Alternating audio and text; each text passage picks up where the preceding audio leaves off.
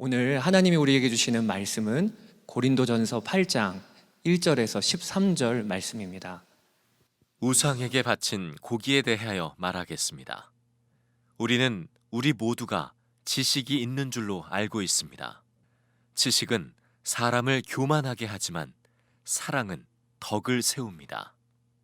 자기가 무엇을 안다고 생각하는 사람은 아직도 그가 마땅히 알아야 할 방식대로 알지 못하는 사람입니다. 그러나 하나님을 사랑하는 사람은 하나님께서 그를 알아주십니다. 그런데 우상에게 바친 고기를 먹는 일을 두고 말하면 우리가 알기로는 세상에 우상이란 것은 아무것도 아니고 오직 하나님 한 분밖에는 신이 없습니다. 이른바 신이라는 것들이 하늘에든 땅에든 있다고 칩시다. 그러면 많은 신과 많은 주가 있는 것 같습니다.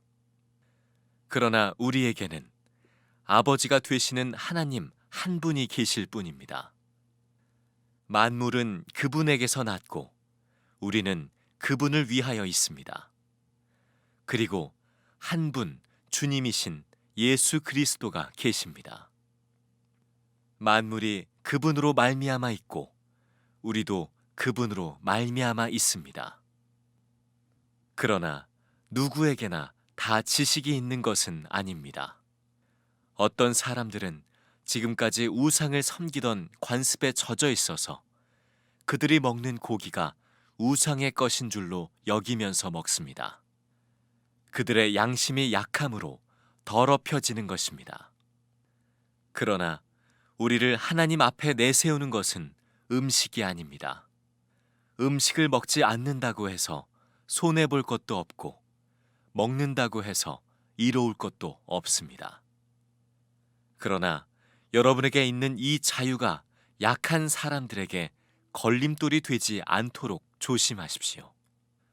지식이 있는 당신이 우상의 신당에 앉아서 먹고 있는 것을 어떤 사람이 보면 그가 약한 사람일지라도 그 양심에 용기가 생겨서 우상에게 바친 고기를 먹게 되지 않겠습니까?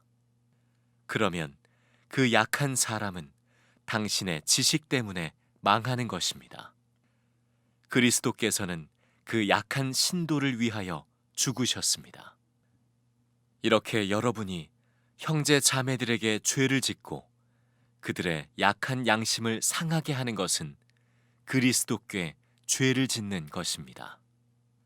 그러므로 음식이 내 형제를 걸어서 넘어지게 하는 것이라면 그가 걸려서 넘어지지 않게 하기 위해서 나는 평생 고기를 먹지 않겠습니다. 지난 2달 동안 좀 충격이기도 하고 또 혼란스럽기도 했던 기간을 보냈습니다. 마음이 안타까웠지만 하나님의 섭리도 있었다고 생각이 듭니다. 하나님이 2달 동안 모여 예배하지 못하는 동안에 교회를 더 깊이 생각하고 기도하게 하신 하나님, 이제 우리가 다시 모이는 것만을 위해서 하나님 앞에 기도하지 않고 다시 모일 때는 마음까지 하나 된 그런 정말 축복의 공동체가 되어야 한다는 그런 특별한 사명감을 가지고 기도해 주시기를 바랍니다. 지금 이 상태대로 간다면 다음 주일에는 교회 와서 예배하기 원하시는 분들의 신청을 받아서 교회 문을 열까 하는 생각이 있습니다. 그러나 반드시 이제는 마음까지 우리 교우들이 하나가 된 교회가 되었습니다. 그런 고백이 될 수 있게 되기를 기도하고 준비해 주시기 바랍니다. 우리가 그렇게 될 수 있다면 지난 2달 동안의 어려움은 아마 큰 은혜의 간증의 기간이 될 수 있을 거라고 믿습니다. 예수님은 마음이 사랑으로 가득하신 분입니다. 그 점에 대해서 이의가 있는 분은 없을 겁니다. 그렇다면 예수님을 생명으로 왕으로 모신 사람, 하나님의 성전됨이 분명하다고 믿는 성도들은 동일하게 마음에 사랑이 가득한 사람이어야 맞습니다. 그러므로 성도들이 모인 이 공동체 교회는 마음까지 하나 된 공동체가 되게 마련이죠. 그런데 실제는 그게 아닌 경우가 있어서 우리를 참 안타깝게 합니다. 교회로 모여서 갈등하고 다투고 시험 들고 깨어지는 경우도 많습니다. 고린도 교회가 특히 대표적인 그런 교회였습니다. 옳고 그른 것 가지고 서로 싸우고 파가 갈라지는 전형적인 한국 교회의 민낯을 보는 것 같은 그런 교회였습니다. 이유는 예수님을 믿기는 했지만 예수님을 정말 마음에 생명으로 영접하고 예수님의 마음으로 서로를 대하지 않았기 때문에 그랬습니다. 고린도전서 8장에서는 우상에게 바친 제물인 고기를 먹어도 되느냐 안 되느냐는 문제로 교인들끼리 서로 싸움 문제에 대하여 사도 바울이 말씀하고 있는 장입니다. 고린도 시에는 고기를 시장에서 사 먹게 되는데 그 시장에 나와 있는 고기 중에 상당 부분이 신전에서 제물에 바쳐졌던 그런 고기가 시장에 나온 겁니다. 그러니 고기를 먹으려면 우상에게 바쳐진 제물인 고기를 먹는 꺼림직한 마음이 성도들에게 있었습니다. 그들은 생각할 때 이거는 우상의 고기니까 먹으면 안 된다고 주장하는 이들이 생겼습니다. 그러나 어떤 사람은 그게 무슨 상관이야, 하나님께 감사하고 먹으면 되지, 그런 교인들도 있었습니다. 그래서 아주 격렬하게 이 문제로 논쟁을 하고 다툼이 생겼습니다. 우리에게도 교회 생활 하다 보면 의견이 안 맞고 또 무엇이 옳은지 그른지 잘 분별이 어려워서 논쟁이 되거나 다투는 일이 생길 때가 있습니다. 그럴 경우에 가장 중요한 것은 성경이 뭐라고 가르치는지를 찾는 것입니다. 진리가 무엇이냐, 성경이 말하는 정확한 기준이 무엇인지를 아는 것이 가장 우선입니다. 사도 바울은 이 우상에게 바친 제물에 관련한 성경적인 지식, 성경의 진리가 무엇인지를 4절에서 6절까지 정리해 두고 있습니다. 한마디로 말하면 아무 문제가 없다, 그런 뜻입니다. 이 세상에는 산이고 바다고 들이고 여러 많은 우상들이 있지만, 그래서 이것도 신이고 저것도 신이라고들 하지만 하나님을 믿는 우리에게는 이 세상에 유일한 신은 하나님밖에 없으십니다. 그렇다면 우상은, 그것은 사실은 거짓인 거죠. 그러니 우상에게 바쳐졌다고 해서 고기가 변한 것은 아니라는 겁니다. 하나님께 감사함으로 받으면 아무 문제가 없다. 그게 성경적인 진리입니다. 자, 그런데 이런 올바른 진리, 지식만 가지고서는 교회 문제가 해결되지 않는다는데 문제가 있습니다. 올바른 지식을 가지기는 했는데 예수님의 사랑이 그 마음에 있지 아니한다면, 그러면 그 지식 때문에 교만해지고 그 지식 때문에 그런 지식이 없는 사람을 무시하는 일이 생기고 실족하게 하는 문제가 일어난다는 겁니다. 1절에서 이렇게 말씀합니다. 우리 모두가 지식이 있는 줄로 알고 있습니다. 지식은 사람을 교만하게 하지만 사랑은 덕을 세웁니다. 사실 올바른 지식을 가지고 있는 경우에는 고기를 먹느냐 안 먹느냐 하는 것은 전혀 문제가 되지를 않습니다. 그러나 모든 성도들이 다 이런 올바른 지식을 가지고 있는 것은 아닙니다.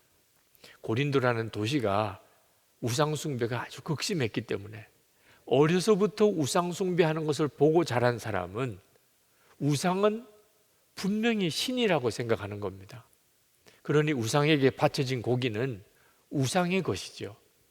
그러니 그 고기를 먹는 것은 아무래도 마음에 꺼름직하고 내가 하나님 앞에 죄를 짓는다고 생각할 수 있는 겁니다. 그런 교인에게 있어서는 고기는 대단히 중요한 문제가 되는 겁니다.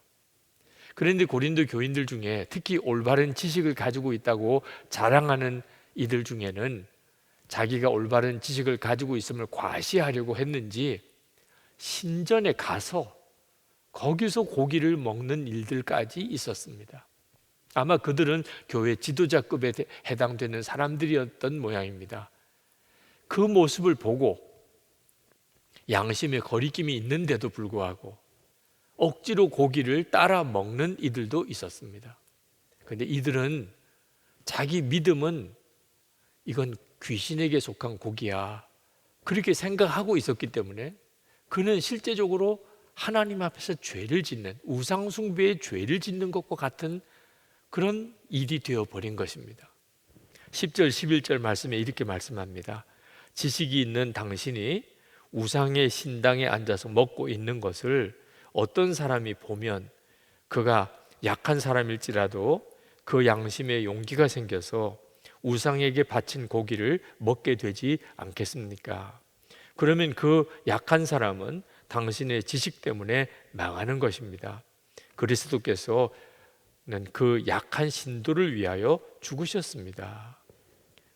이게 무슨 의미인지는 사도 바울이 로마서 14장에 가서 또 자세히 설명을 합니다. 우리에게는 믿음이 강한 사람도 있고 약한 사람도 있다는 겁니다.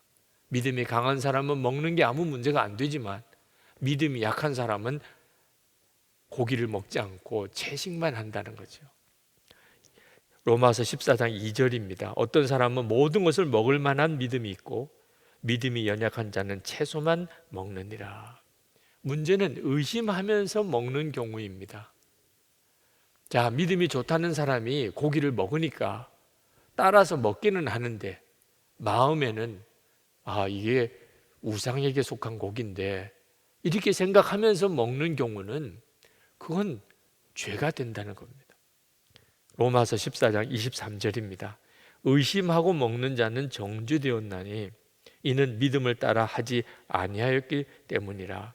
믿음을 따라 하지 아니하는 것은 다 죄니라.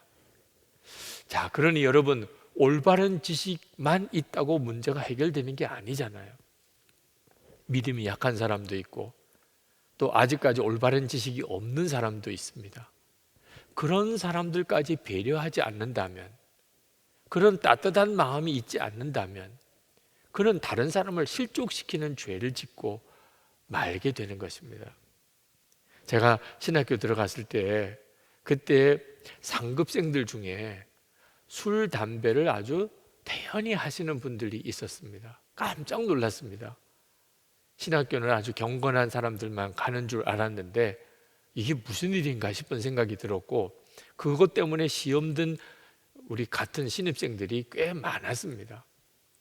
그런데 그렇게 충격을 받고 놀라는 그런 신입생들을 보고 그들이 하는 태도는 아주 조롱하는 태도였습니다. 너희들이 믿음이 없구나, 올바른 지식이 없구나, 술, 담배는 구원받는데 아무런 문제가 안 돼. 그 선배들이 하는 이야기를 듣고 같은 동급생들 중에 어떤 친구는 그냥 따라서 술, 담배를 하는 사람들도 생겼습니다. 저는 그게 옳다고 생각하지 않았습니다.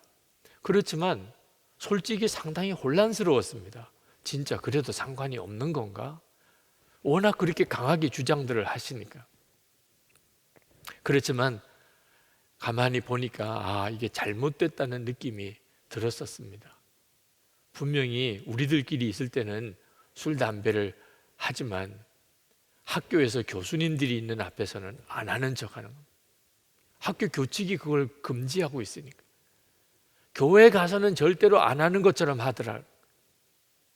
만약에 그게 진짜 옳다면 이럴 수가 없잖아.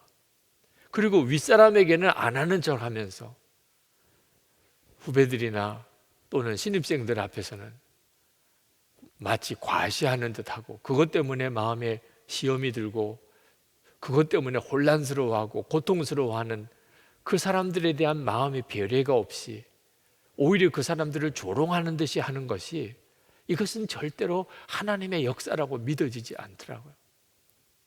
여러분 중에 술, 담배 문제로 여전히 혼란스러워하는 분들이 있을지 모르겠습니다.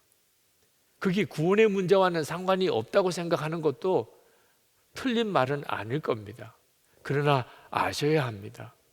술, 담배를 하면 구원받냐 안 받냐 이게 중요한 게 아닙니다. 예수 믿는 사람이 술, 담배를 할 때 그것을 보고 시험 드는 사람이 있다면 그는 자기는 떳떳할지 몰라도 다른 사람을 실족시키는 죄를 짓고 만다는 사실을 그가 명심해야 합니다. 교회 안에 이런 논란이 이 문제들뿐만 아니고 많습니다. 진보와 보수 이런 정치적인 색깔을 가지고 논란에 빠지는 경우도 있습니다. 여러분, 중요한 것은 어떤 게 옳으냐 그르냐 하는 것보다 그로 인해서 시험 들고 실족하는 사람이 있다는 것이 더 중요한 관심사여야 합니다. 어떤 사람은 교단 문제 또는 교리 문제 그런 문제 때문에 논란을 벌이는 경우도 있습니다. 여러분, 올바른 지식은 중요합니다. 그러나 못지않게 중요한 것은 다른 사람에 대한 배려입니다.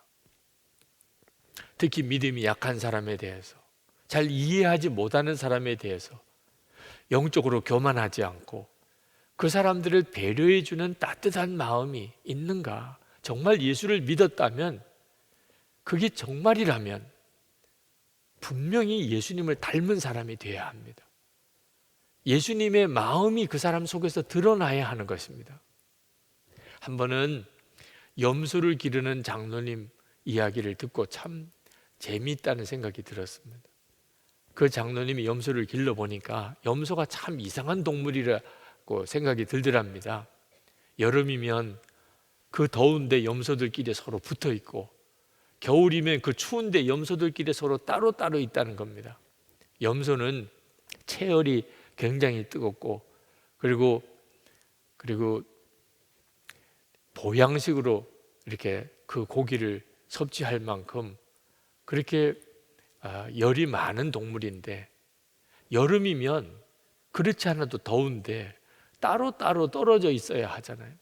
겨울이면 추우니까 자기들 열을 서로 도와주기 위해서 같이 붙어 있어야 마땅하잖아요. 그런데 정반대로 한다는 겁니다. 그 장로님의 해석이 참 재미있었습니다. 그 염소가 남 잘 되는 거 못 보는 성질이라는 거예요. 그러니까 더울 때 다른 염소가 시원해 있는 것을 못 본다는 겁니다. 그래서 가서 계속 몸을 부딪히는 거예요. 겨울에 자기 때문에 따뜻해지는 것을 못 본다는 겁니다. 그래서 다 겨울에는 따로따로 떨어져 있다는 거죠. 염소가 알면 어떻게 생각할까 싶은 생각이 듭니다만, 성경에 참 묘한 비유를 하신 부분이 나옵니다. 우리가 하나님 앞에 섰을 때 심판을 받는데 하나님이 오른편과 왼편으로 사람을 나누실 때 염소와 양으로 나누신다고 말씀하셨습니다. 그러니 염소 같은 마음을 가지고 사는 것은 끔찍한 거죠. 여러분 속에 혹시 염소 같은 그런 성질 없습니까? 마음이 완전히 뒤집어지는 것이 예수를 믿고 구원받은 사람의 증거입니다. 에베소서 3장 15절에 이런 말씀을 했습니다. 에베소서 4장 15절에 오직 사랑 안에서 참된 것을 하여 범사에 그에게까지 자랄지라. 그는 머리니 곧 그리스도라. 오직 사랑 안에서, 이것이 가장 중요한 기준입니다. 이것이 진짜 우리가 그리스도인인지 아닌지를 구분해 주는 겁니다. 우리가 그렇게 사랑 안에서 자라려면 예수님과 온전히 하나가 되어야 합니다. 그것만이 우리가 오직 사랑의 사람이 될 수 있는 겁니다. 스펄전 이 설교 중에 올바른 교리를 가지고 오히려 망하는 사람이 있을 것이라는 말을 했습니다. 누구나 예수님을 믿기만 하면 구원받는다. 이것은 올바른 교리입니다. 그러나 이 교리를 은밀한 죄를 지어도 구원은 받을 것이고, 사람들과 불화하고 다툼이 있어도 구원은 받을 것이라고 악용한다면 그는 올바른 교리를 안다고 하면서도 구원에 이르지 못할 것입니다. 올바른 지식, 올바른 교리를 하는 거 대단히 중요합니다. 그러나 훨씬 더 중요한 기준은 그 마음의 중심이 정말 예수님의 생명, 주님의 사랑인가? 다른 형제, 다른 교인들을 향한 배려하는 마음, 따뜻한 마음이 있는가 하는 것입니다. 우리 교회의 목적 중에 하나가 사랑으로 소문난 교회가 되는 것입니다. 여러분, 교회가 사랑으로 소문나려면 어떻게 해야 합니까? 저와 여러분 모두가 다 사랑으로 소문난 사람이 되면 우리 교회는 저절로 사랑으로 소문난 교회가 될 겁니다. 그런데 우리가 어떻게 하면 사랑으로 소문난 사람이 될 수 있습니까? 사랑으로 소문나자고 서로 설득하고 설교하고 강조하고 가르치고 구제 열심히 하고 그러면 사랑으로 소문날 수 있습니까? 그러면 지치고 맙니다. 안 된다고 결국 포기하게 됩니다. 구제 열심히 하려고 애를 쓰면 쓸수록 나중에는 그것 때문에 스스로 교만해지고 자랑하고 내세우려고 하고 그리고 오래 가지도 못합니다. 오직 길은 하나밖에 없습니다.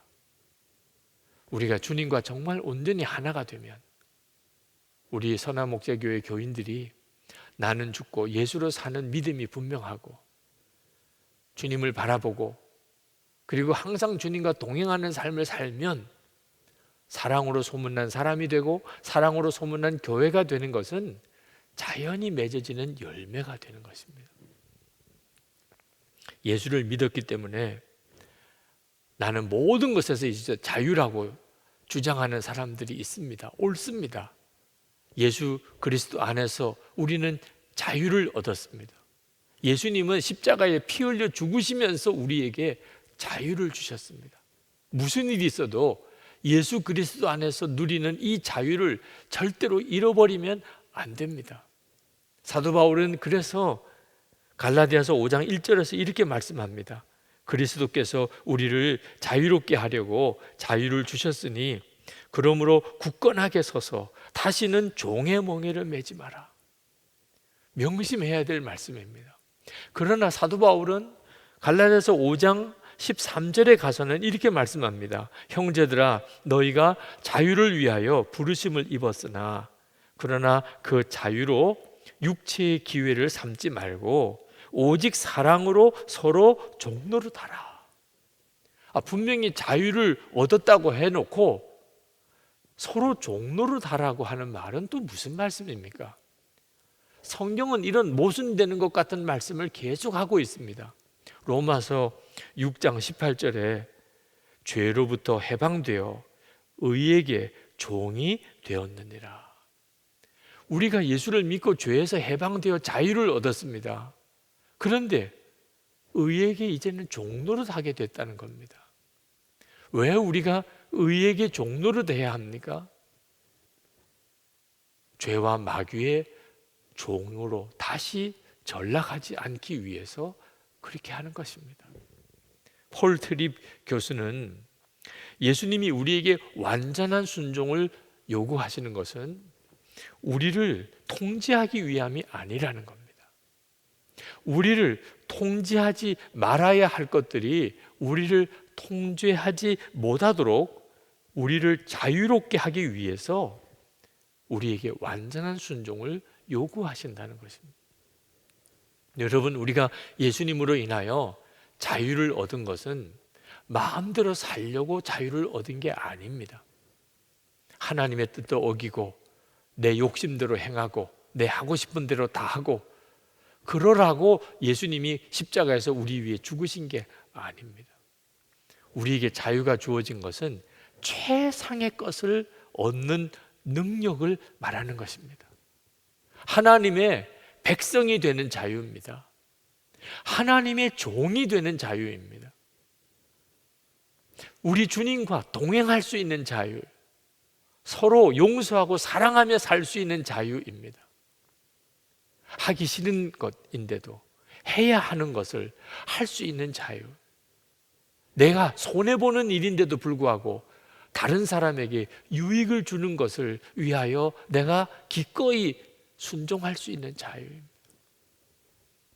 용서하고 사랑하는, 고난을 당할지라도 우리 주님과 동행하는 일을 살아갈 수 있는 자유입니다. 이것이 우리가 예수 그리스도 안에서 얻은 자유입니다. 물고기는 바다 속에서만 삽니다. 그런데 그것은 그들을 부자유하게 얽어매는 게 아닙니다. 물고기는 물 바깥에 나오면 죽습니다. 물고기는 바다 속에서 자유로운 것입니다. 우리가 하나님의 말씀 안에 사는 것은 자유로운 것입니다. 우리가 만약에 하나님의 말씀을 어기고 하면 선악과를 따먹은 아담과 하와처럼 그 즉시 모든 자유를 잃어버리게 됩니다. 부부 사이에 자유롭게 산다는 것은 배우자도 어기고 외도하는 것을 말하는 게 아닙니다. 배우자에게 끝까지 내가 신실한, 오직 배우자에게만 신실하게 사는 것이 부부 사이의 자유입니다.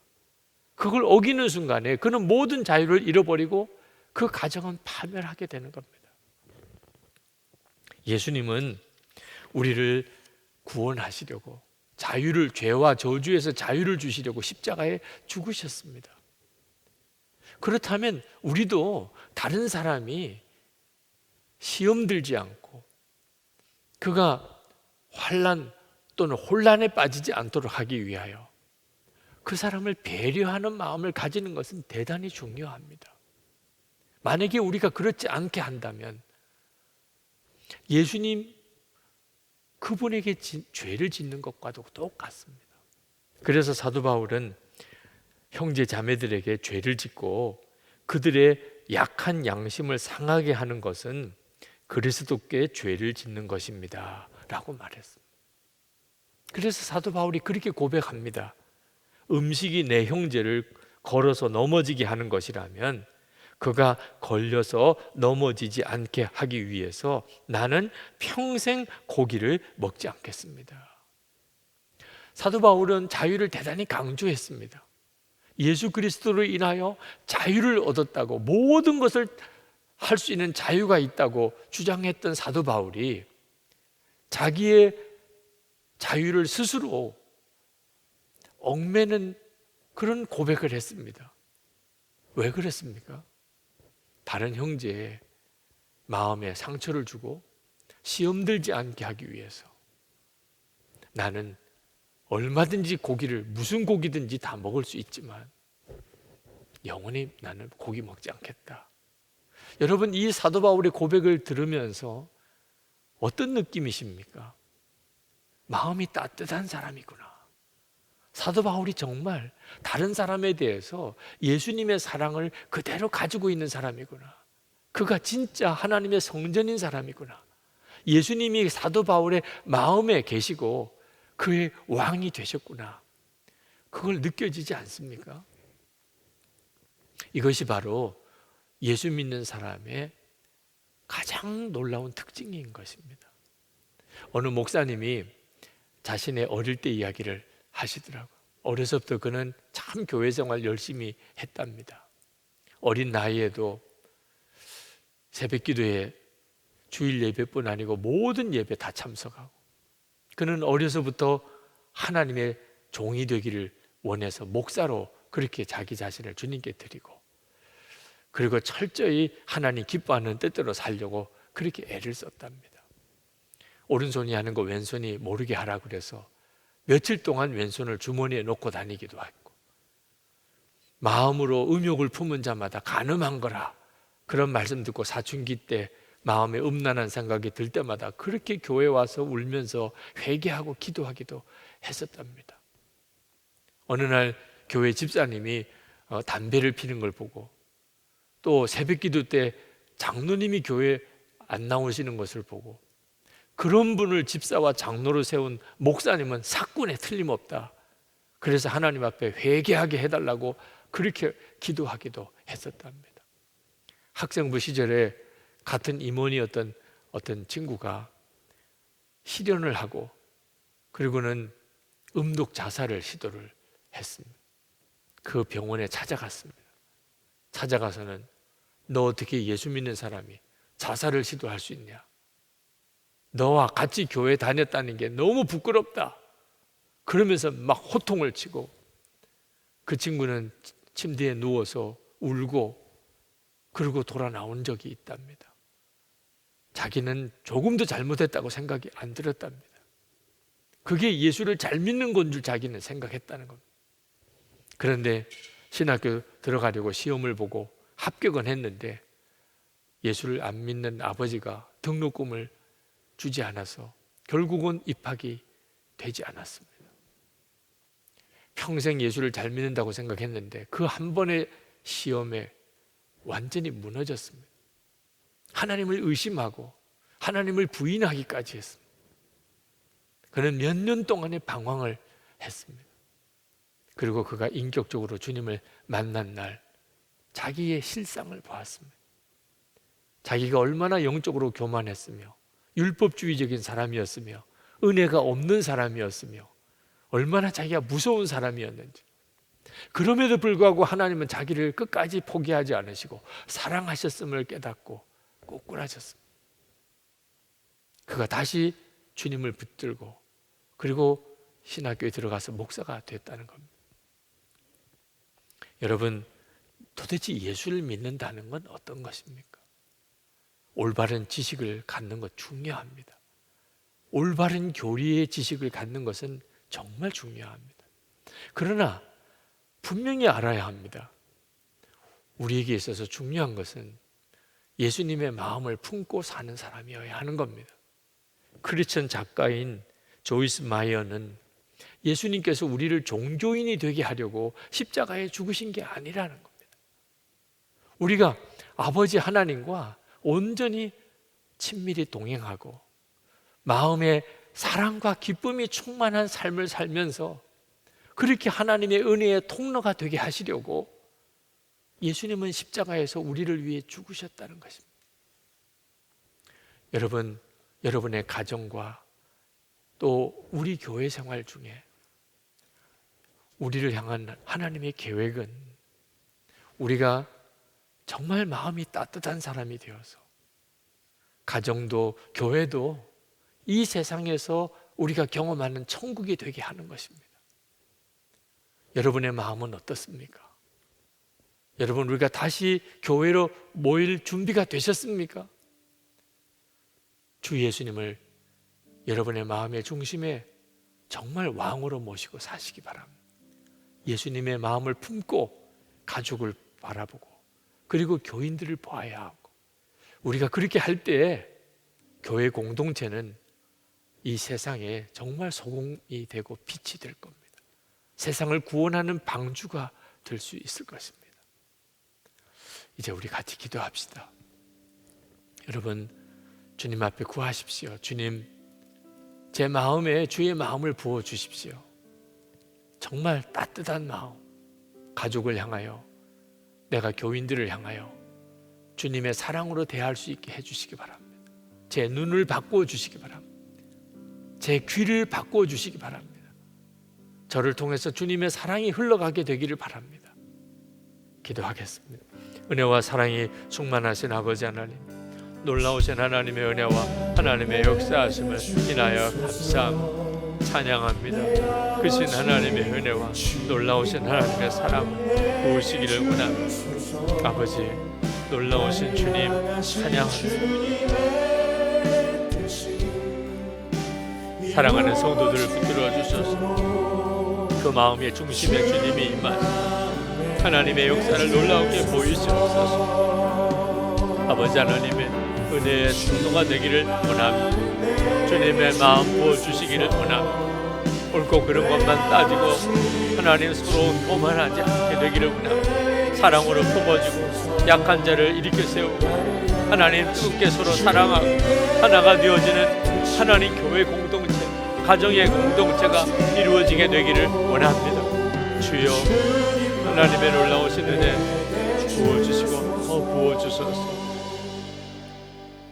아버지 하나님, 오늘도 저희들의 마음을 다하여 하나님을 찬양하고 또 예배합니다.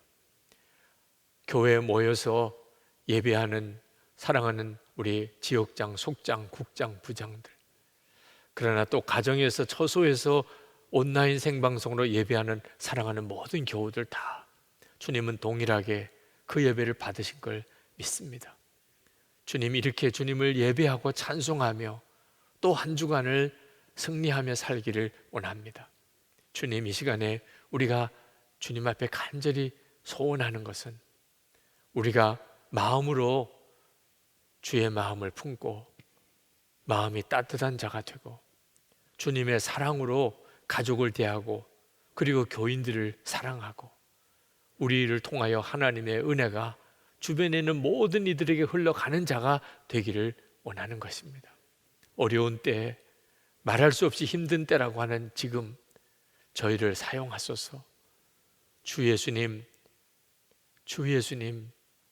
저희를 쓰소서. 위로자로 쓰소서. 사랑을 베푸는 자로, 기쁨의 통로로 쓰소서. 무엇보다도 우리 교회 공동체가 마음까지 하나 된 사람들의 공동체가 되게 하여 주옵소서. 오늘도 주님 앞에 전심으로 하나님께 감사하며 예물 드린 성도들이 있습니다. 우리에게 부활의 확신과 기쁨을 주셔서 드려진 부활절 헌금으로 어려운 이들을 돕고 하나님의 사랑을 흘려보내게 하시니 참으로 감사합니다. 전심으로 주님을 사랑하는 마음, 온전한 11조와 건축헌금과 선교헌금, 감사헌금, 구제헌금을 주께 드리는 성도들의 마음, 그 중심을 주님 기쁘게 받아주소서. 하나님 소원합니다. 우리나라가 하나님을 경외하는 나라가 되기를 원합니다. 국회의원 선거가 끝났습니다. 이 땅의 모든 정치 지도자들 안에 하나님을 경외함을 주소서. 이 나라가 하나님을 경외하는 나라가 되게 해 주옵소서. 북한도 자유와 복음을 주소서. 속히 이 민족의 평화의 통일이 이루어지게 하소서. 김국기 목사님, 김종우 목사님, 최충일 선교사님, 장문석 집사님 속히 석방되게 해 주옵소서. 열방에 나가 있는 선교사님들 지금 그 땅을 지키고 그리고 어려운 가운데도 하나님의 사랑을 전하기 원하는 선교사님들의 사역을 주님이 함께 하소서. 세계 열방의 코로나19의 확산으로 인해서 말할 수 없는 고통이 커지고 있습니다. 주여 우리를 용서하소서. 하나님을 대적하고 그리고 탐욕으로 음란으로 치달았던 우리를 용서하소서. 이 땅을 치료하소서. 그리고 다시 속히 일상생활로 복귀할 수 있게 하소서. 코로나19 치료약과 백신이 속히 개발되게 해 주옵소서. 주님, 오늘도 하나님 앞에 나와 예배하는 모든 성도들, 가정, 우리 일터, 우리의 생업의 현장, 그리고 병든 육신을 주님이 고쳐주소서. 주 예수 그리스도 이름으로 간절히 기도합나이다. 아멘. 주님 마음 내게 주소서. 찬양하겠습니다.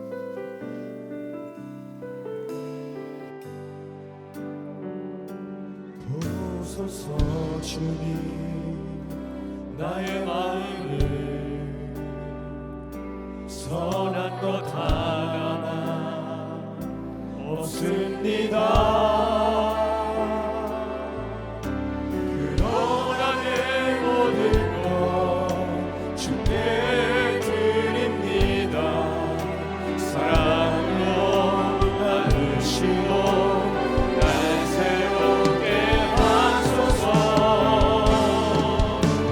주님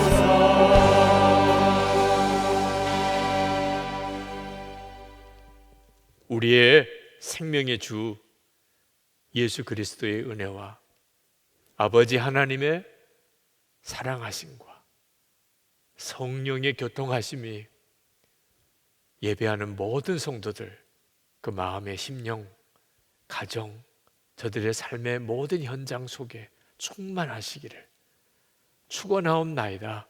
아멘.